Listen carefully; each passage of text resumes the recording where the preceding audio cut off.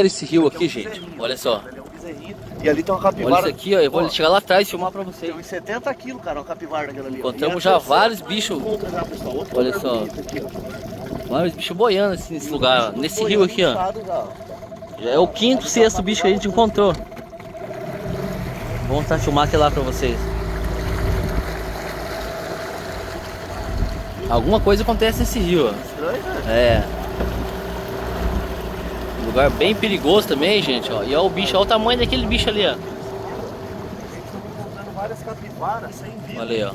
Enroscada nos barrancos. Encontramos várias capivaras, agora encontramos aqui um bicho diferente. Tem uma. E ali na beirada um cavalo, né? Aquele branquinho lá era um cavalo, ó. Tem uma enroscada no galho. E lá E é nós um encontramos filhote, duas ó. no barranco, duas pequenas. Aqui é uma grande.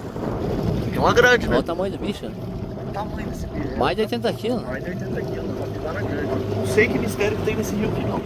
Mas que é estranho, é. É, que é estranho, é, olha só. Enroscado.